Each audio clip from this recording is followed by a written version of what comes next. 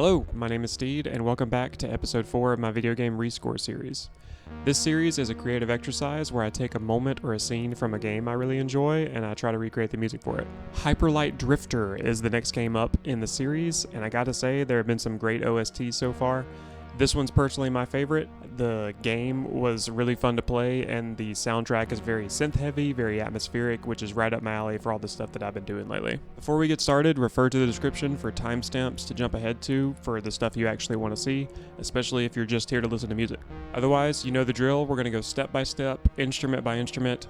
We're going to go from idea to the end result, and I hope this inspires you to create something. If it does, let me know down in the comments. Let me know what you think about the song. And consider subscribing if you want to see more of this in the future. Let's get started. Kicking things off with some artist credit, the OST for Hyperlight Drifter was beautifully crafted by Disasterpiece. And if you're feeling the soundtrack, then consider heading over to their Bandcamp page to show some support. The link to this page will be in the description below. Dreadfully Foreboding. Those are the two words I feel best characterize the mood of this OST.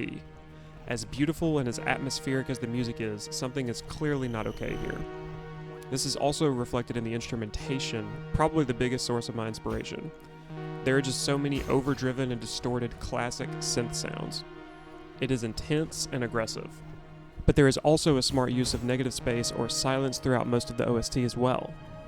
These are times where maybe there's just some delay ringing out and ping-ponging around for a few seconds. Or in a similar fashion, a reverb tail is ringing out to give you a sense of space. Keeping all of these major inspiration points in mind, I got to work. For the first riff, I committed the dreadful sin of recording without grabbing video footage. That's okay though, the sound here isn't very complex. I'm playing my Moog Matriarch, and it's a pretty standard analog synth sound where I was playing very minimal notes and letting the stereo ping-pong delay carry the melody. I stayed entirely in the key of E-flat minor as well, so nothing fancy on the music theory side.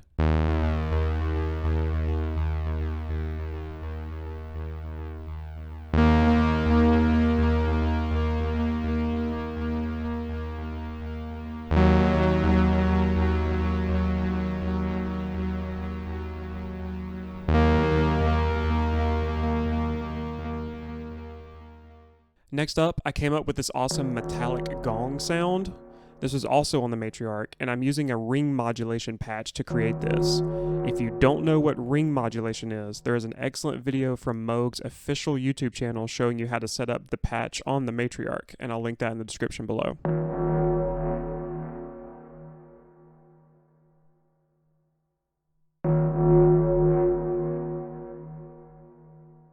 I pitched that metallic sound up and panned left and right appropriately until we had some variation going on.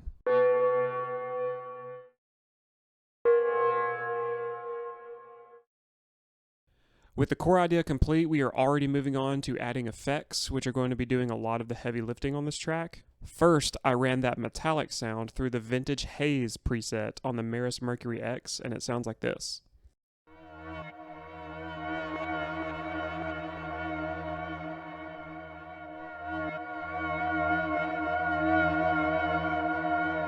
Next, I ran the pitch-shifted metallic sounds through the same preset, and here's the result.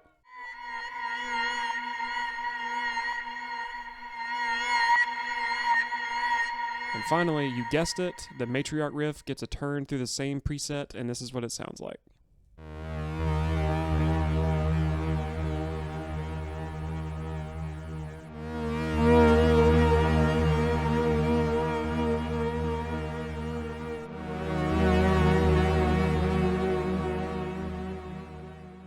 Lastly, I really wanted to take this track to the next level and give it that cinematic feeling that makes the game's soundtrack feel so unique.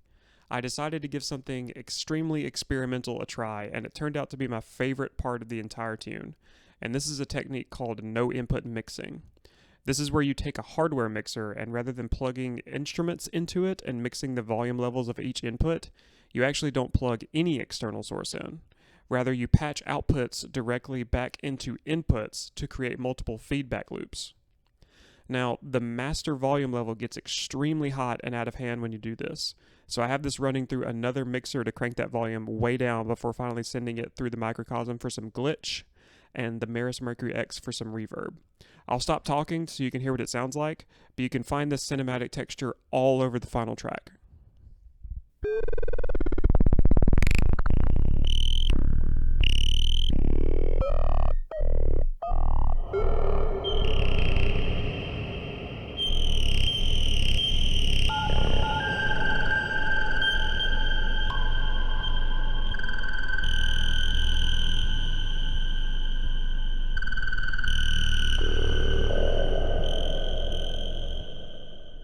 Before I play the full song for you, I just want to say thanks so much for checking this out and stopping by. I hope this video inspires you in the same way that the soundtrack for the game inspired me. We'll see you in the next episode.